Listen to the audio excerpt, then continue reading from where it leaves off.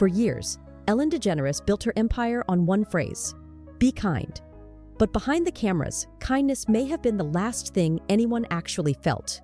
Now, 5 years after her daytime empire collapsed, fresh bombshell allegations have reignited the scandal that refuses to let Ellen escape. Former staffers are speaking out again, with disturbing stories about bullying, celebrity feuds, and even a shocking claim that a producer was pressured to move his child's bone marrow transplant, all to keep Ellen's schedule clear. But was this really just a toxic workplace? Or something darker? Let's dive in. Ellen's reputation inside her own studio was nothing like her cheerful on-screen image. A former cameraman revealed she had a habit of burning through male staffers, to the point where the show cycled through 9 stage managers in just 1 season. That kind of turnover wasn't normal, not even in high-pressure TV. And then, there was something even more chilling. Staffers described what they called the Ellen gaze, a look so piercing, so unnerving, it made people feel like they were seconds away from being fired. One ex-employee compared it to a queen searching for her next execution. He said Ellen would narrow her eyes, her cheekbones would jut out, and she would scan the crew in silence. If she kept looking at you, it was a bad sign. If she looked away, you were probably safe. Behind the smile, many insiders said, was fear. But it wasn't just the staff Ellen allegedly targeted. Her wife, Portia de Rossi, became a silent lightning rod for backstage tension. Portia herself was described as kind and approachable, but according to staffers, simply chatting with her could put your job in danger. One cameraman said, "You just hoped and prayed you weren't seated by her wife, so you didn't get Ellen's attention." The show even reserved a special gold plaque seat for Portia during tapings, a symbol of Ellen's control. And if Ellen caught you laughing or mingling near her wife, that's when the Ellen gaze could appear, and careers could quietly end. It painted a disturbing picture. Even innocent friendliness could become a workplace risk. But Ellen's temper wasn't only directed at her own crew. Ellen's reputation for being difficult didn't just stop with her staff.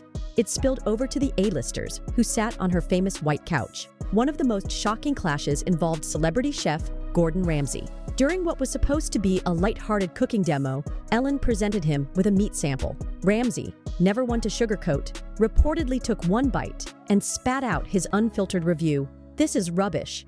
This is disgusting." That single comment was enough to spark a years-long grudge. According to former staffers, Ellen turned to her producers and said, "Don't let this guy on the show again." Ramsay didn't return for nearly 8 seasons. For a talk show built on big-name guests, freezing out one of the world's most famous chefs was no small move. It showed just how personal Ellen could take things.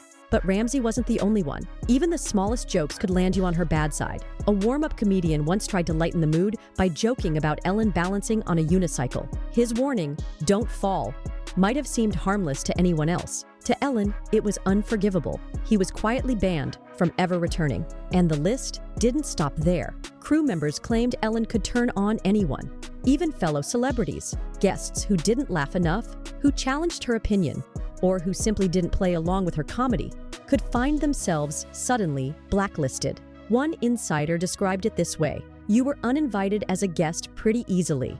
It didn't take much.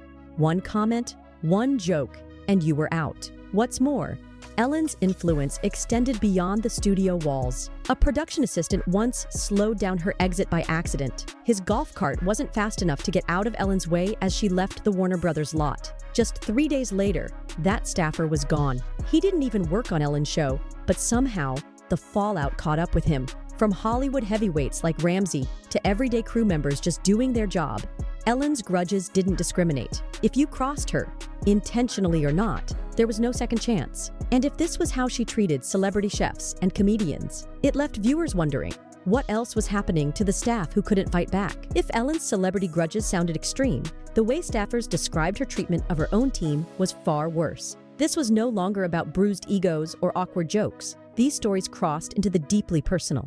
The most shocking allegation came from a cameraman who claimed that during the frantic holiday season, one of the show's senior producers was pressured to make an unthinkable choice. His child was scheduled for a bone marrow transplant, a life-saving operation, the kind of medical procedure no parent would ever willingly delay. But producers allegedly asked him to reschedule it so that Ellen's taping schedule wouldn't be disrupted. The staffer remembered how coldly it was referred to. The child's surgery was brushed off as the kid's thing. And while Ellen's direct involvement in that request has never been confirmed, What's clear is that the producer complied. He showed up to work during the holiday tapings, while his child faced the fight of their life in a hospital bed. As the former crew member put it was all loyalty to the show, but no loyalty to staff. That single story, if true, captures the heart of the scandal. A workplace so consumed with protecting Ellen's image that even the most human priorities came second. But that wasn't the only disturbing example.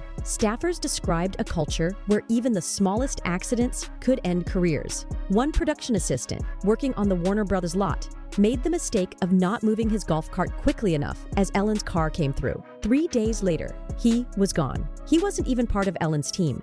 Yet somehow, the timing of his firing suggested that crossing her path could cost you your job, no matter who you were. Even loyalty wasn't a shield. Employees recalled bosses quietly blocking former staffers from landing jobs elsewhere in television once they'd quit or been fired from Ellen's show. The message was clear. Walking away from Ellen didn't guarantee freedom. It could mean the end of your career.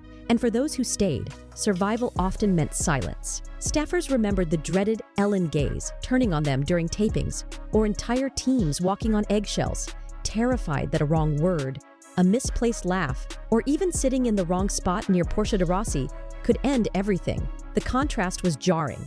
Cameras on, Ellen danced, joked, and made audiences believe in kindness. Cameras off, insiders say, she could be icy, intimidating, and merciless. These were not just bad days or tough love leadership moments.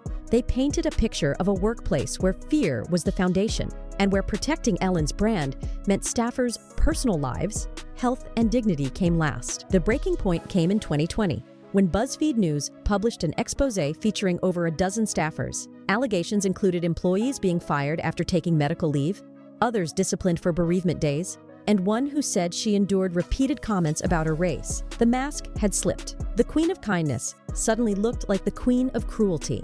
Ellen responded with a televised apology, dressed in a pristine white blazer, saying, "I learned that things happened here that never should have happened, and I am so sorry to the people who were affected." But to many viewers, the damage was already done. Her famous closing words, "Be kind to one another," now rang hollow. And just when the controversy seemed like it was fading, more insiders came forward. Greg Fitzsimmons, an Emmy-winning writer who worked on the first 2 seasons, described Ellen as a control freak who created an environment of constant fear. He recalled staffers crying in the hallways, terrified of falling out of Ellen's favor. He said once the show started winning Emmys, Ellen's personality shifted. She became sharper, colder, more demanding. If you didn't pitch jokes in her style, she'd look at you like you stabbed her puppy, Fitzsimmons admitted.